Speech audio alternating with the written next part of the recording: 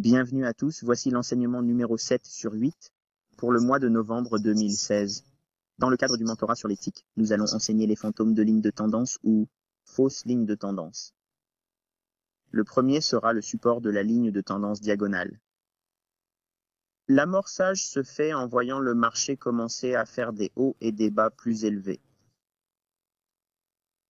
Le marché semble avoir une ligne de tendance imaginaire. Il s'agit d'une ligne imaginaire qui semble repousser les prix à la hausse. Les traders au détail prolongeront ces lignes imaginaires dans le futur et lui attribuent des théories de soutien. Lorsque le cours atteint la ligne diagonale imaginaire prolongée reliant des creux plus élevés, les traders particuliers achètent le titre à ce moment-là. Inversement, la résistance de la ligne de tendance diagonale. Cette résistance est amorcée dans le processus de pensée des traders au détail lorsqu'ils voient le marché commencer à atteindre des sommets plus élevés et des creux plus bas. Des sommets plus élevés et des creux plus bas. Le marché semble avoir une ligne diagonale imaginaire qui semble repousser les prix vers le bas. Les traders au détail prolongent ces lignes imaginaires dans le futur et leur attribuent des théories de résistance. Lorsque le prix atteint la ligne diagonale imaginaire prolongée reliant les plus hauts et les plus bas, les commerçants de détail sont à découvert à ce moment-là. D'accord, la théorie de la ligne de tendance. Je pense qu'il n'y a pas de point de vue, qu'il n'y a pas de base sur la théorie de la ligne de tendance sous la forme d'une diagonale ou de résistance diagonale. Et je crois qu'il s'agit simplement d'une opinion. Il n'y a pas d'avantage statistique que j'ai pu construire avec l'utilisation d'un support ou d'une résistance diagonale sous forme de ligne de tendance. Je le fais depuis 20 ans. Je fais cela depuis 24 ans. Je suis trader depuis 24 ans, c'est-à-dire à la fin du mois où nous produisons cette vidéo. Cela fera 24 ans que je suis trader. Et en 24 ans, j'ai fait beaucoup de choses en matière d'analyse. Et j'ai été endoctriné avec les lignes de tendance quand j'ai commencé. Pour moi, c'était parfaitement logique parce que je pouvais le voir dans le passé et tous les livres nous donnent des exemples parfaits où tout fonctionne. Mais lorsque nous essayons d'utiliser la ligne de tendance, quels sont les niveaux les plus bas auxquels vous vous rattachez? Quels sont les hauts auxquels vous vous rattachez? Et tout d'un coup, on se dit que ce n'est peut-être pas aussi facile que je le pensais. Mais le prix est-il conscient du point de support de la ligne de tendance? Ou le prix est-il conscient du point de résistance de la ligne de tendance? Je vous soumets que non. Le cours n'a pas conscience de votre ligne de tendance. Le prix ne respecte pas ce que vous avez sur vos graphiques. Le prix ne respecte que la liquidité réelle du marché. Et parce qu'ils ne peuvent pas vous voir, parce que vous êtes trop petit, le marché voit où se trouvent les grandes de liquidité. Cela signifie que les intérêts d'achat et de vente qui se trouvent déjà sur le marché sous la forme de stop de protection à la vente, de stop de protection à l'achat, de nouveaux stops d'achat pour les entrées longues ou de nouveaux stops de vente pour les entrées à la vente. Pour les entrées de vente, c'est la seule chose qui fait bouger les prix et il sera articulé et encadré par les éléments suivants. Le contexte de qui est en jeu en ce moment. Quelle entité intelligente a le contrôle du marché en ce moment? Le contrôle du marché en ce moment. Le marché est-il en train de monter? Sur la base d'un livre haussier, où va-t-il baisser parce que leur livre est baissier? C'est ce qu'enseigne ce mentorat. Il vous donne ses idées pour voir où le prix va probablement aller. Nous ne souscrivons pas à des lignes de tendance descendantes ou ascendantes pour formuler des idées dans lesquelles nous trouvons un support ou une résistance sur la base de cette idée. Les banques associent-elles une valeur ou un pronostic à des lignes de tendance? De l'industrie financière. L'industrie financière, vous travaillez dans une banque, vous les avez peut-être utilisées dans le passé et vous avez eu du succès.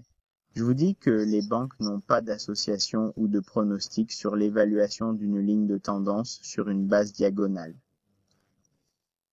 Et la raison en est que c'est tellement subjectif. Vous associez un mouvement de prix futur à un niveau qui n'a pas encore été atteint. Vous le faites en reliant deux points de référence dans le passé. Points de référence dans le passé qui n'ont aucune incidence sur ce que le prix futur va faire, n'ont rien. Ce sommet auquel vous vous êtes connecté à un sommet inférieur lorsque vous recherchez une résistance ou une tendance baissière, la résistance de la ligne de tendance, la troisième fois qu'il est censé atteindre cette ligne, Qu'est-ce qui vous fait croire qu'il va baisser à ce moment-là?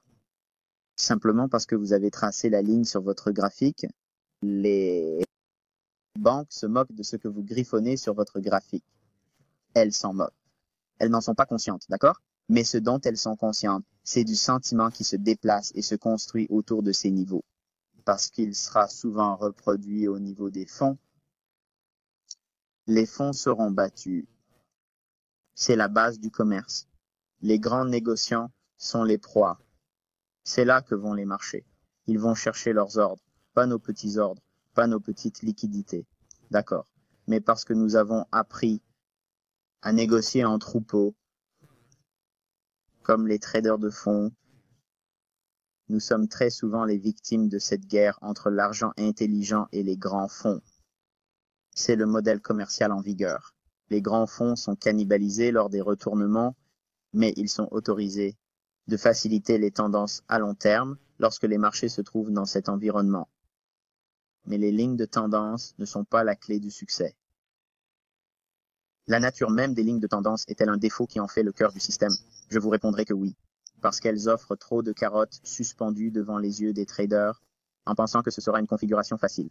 Alors, laissez-moi aller ici et vendre cette ligne de tendance de résistance où j'achète cette diagonale. Ligne de tendance.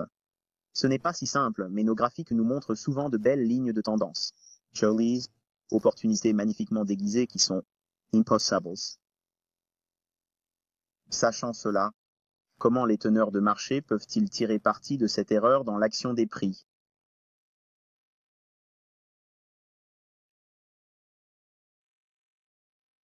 Support de ligne de tendance haussière de détail. Dans les périodes où les prix atteignent des plus bas et des plus hauts plus élevés, l'utilisation d'une ligne de tendance haussière sera adoptée par les traders au détail. L'afflux d'argent faible ou moins bien informé, dans une zone ou à un niveau de prix, fournit de la liquidité aux teneurs de marché. Le graphique peut sembler haussier, mais les fondements sont en fait opposés. La foule des particuliers achètera à un moment où le prix sera dépourvu de soutien. Le prix s'effondrera et laissera le trader en position de retrait long sur la transaction. Lorsque la ligne de tendance haussière est touchée pour la troisième fois dans l'action des prix, il m'arrive souvent de m'attendre à un. Je m'attends souvent à ce que le sommet se forme entre le creux au deuxième contact avec la ligne de tendance et la troisième fois qu'elle touche la ligne de tendance. Ce sommet entre les deux, je le vise pour un bloc d'ordre baissier où je permets au prix de passer brièvement au-dessus de ce sommet. Pour une combinaison tortue, surtout si les graphiques à haute résolution que j'utilise pour mon analyse indiquent que nous ne sommes pas dans un environnement haussier, mais que les graphiques à basse résolution peignent souvent ces magnifiques lignes de support diagonales de tendance haussière. Ce que j'essaye de faire, c'est de me concentrer sur le moment où les faiseurs de marché mettent en place leur piège pour un scénario de vente. Souvent ce haut entre le bas qui se forme à la deuxième retouche de cette ligne de tendance et le troisième de cette ligne de tendance, le sommet entre les deux, il y aura une vente que je vise dans ce scénario. Je cherche un bloc d'ordre baissier, ou je cherche parfois, sur une échelle de temps plus basse, un breaker baissier. Lorsque le marché a montré une volonté de se redresser, sortir un ancien sommet qui se trouve sur un cadre temporel plus bas et qui n'est peut-être pas aussi clair, avec ce sommet entre le point numéro 2 et le point numéro 3. Tout ce que je cherche, c'est une raison d'être contrarien, car si la ligne de tendance me semble si évidente, je l'examinerai. Si évidente, j'y verrai un piège. Retail bears trendline resistance. Dans les périodes où les prix atteignent des plus bas et des plus hauts plus bas, l'utilisation de la résistance de la ligne de tendance sera adoptée par les traders au détail. L'afflux d'argent faible ou moins informé sur une zone ou un niveau de prix fournit de la liquidité au teneur de marché, pour le teneur de marché. Le graphique peut sembler baissier, mais les fondements sont en fait opposés. La foule des particuliers vendra au moment où le prix sera dépourvu de résistance. Le cours se redressera et laissera le trader à découvert avec un drawdown dans la transaction. Entre le sommet formé haut, point numéro 2 et le point numéro 3, le plus bas entre ces deux points, je vais chercher une raison d'être acheteur. Parce que j'ai dit que je vous soumettrai que si les cadres temporels plus élevés indiquent des prix plus élevés, très probablement à court terme, et que nous négocions des niveaux de soutien sur des périodes plus longues en fonction des blocs d'ordre ou des flux d'ordre institutionnels, je cherche le niveau le plus bas entre les niveaux 2 et 3. Je cherche un bloc d'ordre haussier à ce bas entre les deux points. Et bien que le prix puisse chuter dans ce creux juste un peu, mais pas jusqu'à ce creux en entier, je chercherai un bloc d'ordre haussier à acheter, ou bien j'accepterai une cassure juste en dessous de ce point bas pour une entrée longue en soupe de tortue, ou essentiellement une course sur les stops de vente. Plusieurs fois, le marché franchira ce cap. Je voudrais maintenant attirer l'attention. L'attention est le deuxième point de la ligne de tendance. En d'autres termes, le premier sommet que vous voyez, et qu'il redescend pour atteindre un sommet plus bas au numéro 2 et qui se négocie à la baisse, et que vous pensez qu'il va remonter pour atteindre un sommet au numéro 3 qui est plus bas, ou qui touche 3 fois à cette tendance à la baisse. Lorsque le marché se redresse, je vais chercher à atteindre ce deuxième sommet, car c'est là que beaucoup d'actions sont en train de s'effondrer, et c'est là qu'il y a le plus d'opportunités. Les stops d'achat vont résider. Il en va de même, à l'inverse, lorsque nous recherchons un scénario de vente sur une ligne de tendance haussière. La vente au détail va chercher à monter, je cherche à descendre en dessous du point numéro 2. C'est là que se situe le stop-loss de chacun. Maintenant, quand vous pensez comme ceci, les lignes de tendance sous forme de diagonale, support ou résistance, c'est vraiment une question de choix. Êtes-vous sûr que la ligne de tendance que vous dessinez va vraiment fournir un soutien ou une résistance? Pensez-y. C'est un peu comme tirer à pile ou face. Face, vous serez acheteur et devinez quoi? Pile, vous serez vendeur. On en revient à la même équation du hasard. Et nous ne faisons pas d'opération avec la perspective du hasard.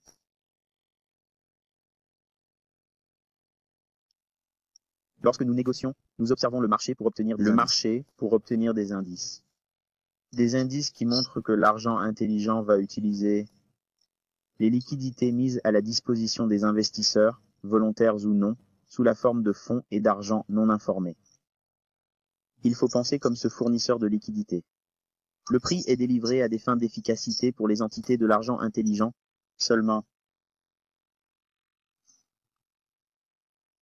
Voyons quelques exemples. J'aimerais jeter un coup d'œil à ceci. Élevé ici. D'accord, le prix s'est éloigné de ce niveau. Donc un très beau à moyen terme, avec une impulsion du prix qui se déplace vers le bas. Et nous avons un écart de juste valeur entre le bas de cette bougie et le haut de cette bougie. Il n'y a eu que des mouvements à la baisse. Jusqu'au sommet de cette bougie, il n'y a eu qu'un mouvement vers le bas avec le corps de cette bougie. Je vais mettre en évidence toute cette zone ici.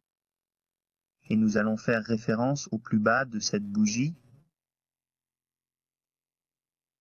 juste ici.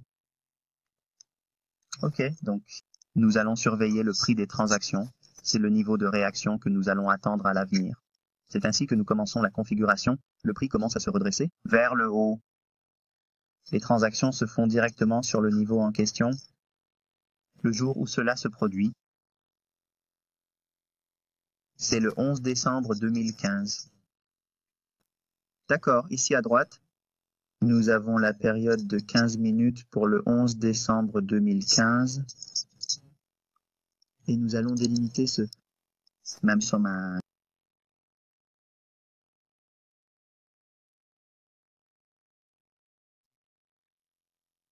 à 52,34. Et vous voyez que le prix l'a atteint ici. Et je veux que vous regardiez comment ce bas s'est connecté à ce bas ici, projeté, à finalement une autre troisième fois l'atteindre. Ok, donc les suiveurs de ligne de tendance voient cela comme une continuation potentielle vers le haut, en trouvant un support ici, 1, 2, 3, peut-être une hausse. Le problème est que nous avons un point de référence institutionnel quotidien, et nous sommes dans cette zone, dans toute cette zone ombrée. Nous avons fermé cette zone. Nous chercherons donc le prochain domaine, des liquidités en bas. Nous pouvons donc regarder cette fourchette à partir de cette bougie basse, haut,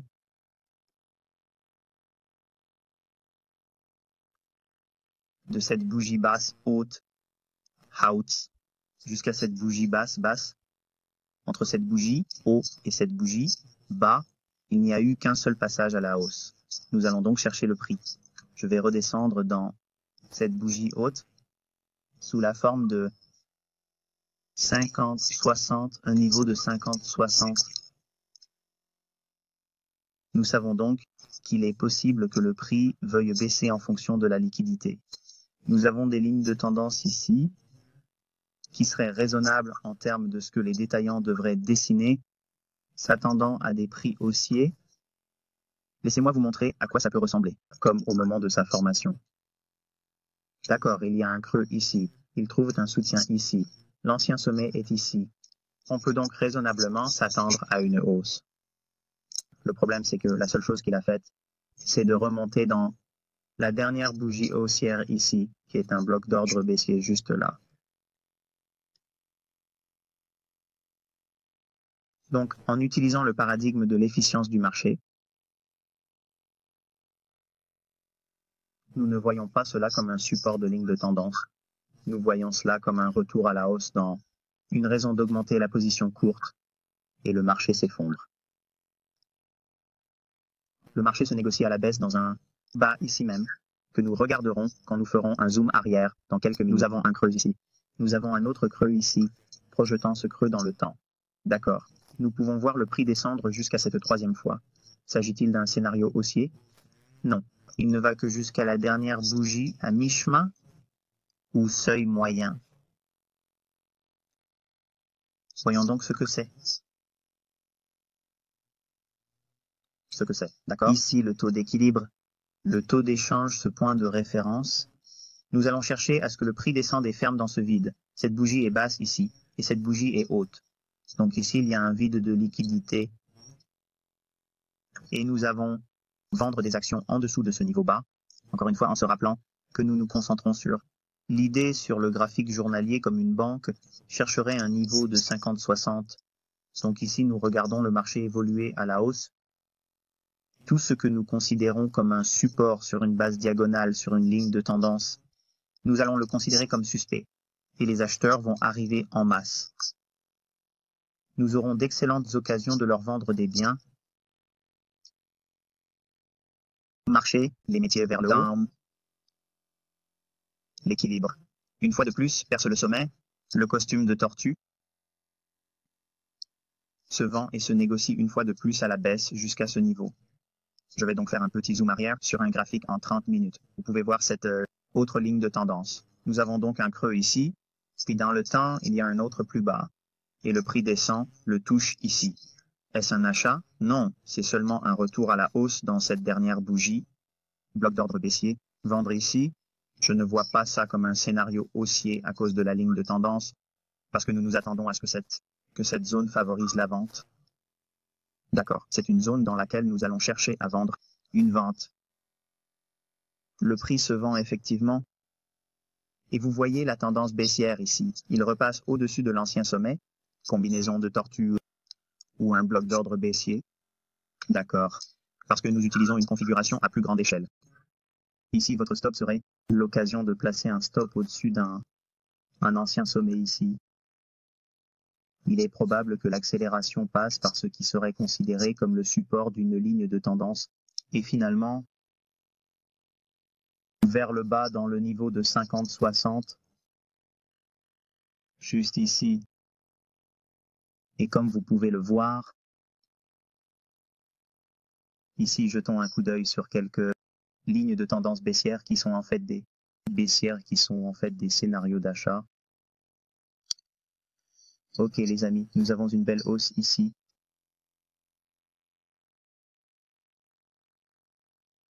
Deux bougies baissières juste avant la hausse. Ok, donc nous avons un 43,85 ou à peu près le prix d'ouverture sur les années. 43,84, nous allons donc l'arrondir à 43,85. D'accord, et nous avons une bougie d'extinction. Touche 43,85. Nous allons donc ajouter 43,85 à notre graphique de l'échelle de temps inférieure. Les 43,85, nous voyons le prix s'en approcher, l'atteindre une fois de plus. Nous avons un sommet inférieur, et la troisième fois que le prix le touche ici. Nous considérons qu'il s'agit d'une vente. Non, ce n'est pas le cas. Nous voyons cela comme une potentielle soupe de tortue longue ici, pour un retour à un bloc d'ordre haussier. Nous pourrions donc être un acheteur à 43,85 ou 43,90 sur une limite.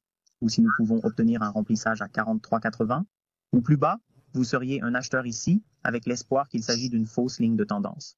Et nous rechercherions ce sommet ici. C'est le deuxième. Tout le monde serait donc à découvert. Leurs stops d'achat protégés seront au-dessus de ce sommet ici. Le prix s'éloigne, se rapproche vraiment de ce sommet ici. Un retracement de plus vers le bas.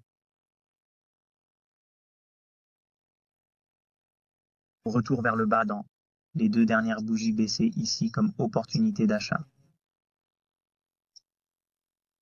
Encore une fois, c'est ici que nous nous attendons à voir que le stop d'achat soit marqué. C'est ce qui se passe ici. Les stops d'achat sont touchés ici.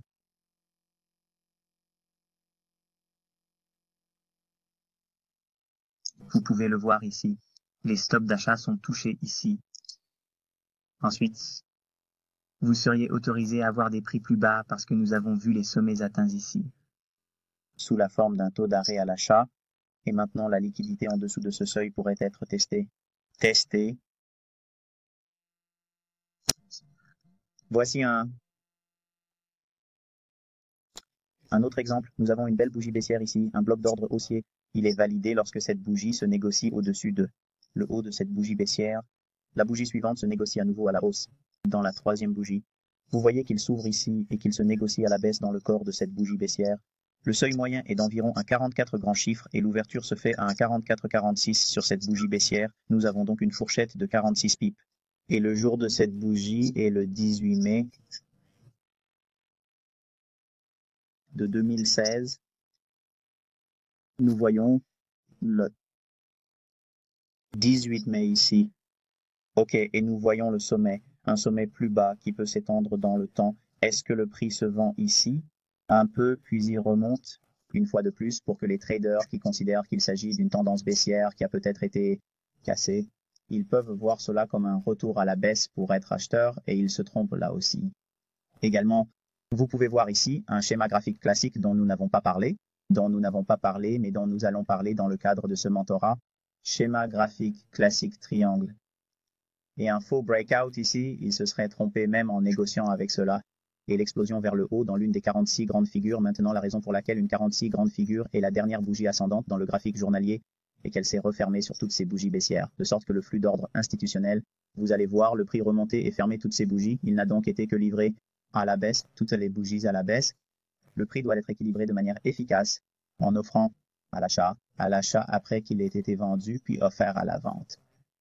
Le prix, pour être délivré efficacement, doit être offert du côté de l'achat. Nous voyons donc ce rallye monter jusqu'à ce chiffre de 1,406.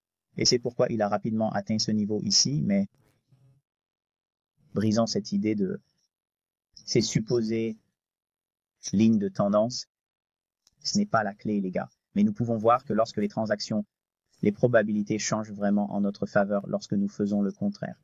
Et nous pouvons également le justifier avec le flux d'ordre institutionnel et des points de référence institutionnels sur le graphique quotidien comme le ferait une banque. J'espère que vous avez apprécié cet enseignement. Revenez sur vos graphiques, regardez les mouvements qui ont eu lieu et descendez aux échelles de temps inférieurs pour voir comment ces lignes de tendance sont réellement là, comme des fantômes, et les détaillants les poursuivent. Et lorsqu'ils croient les voir, elles ne sont pas là et ils finissent par abandonner le fantôme et leur profit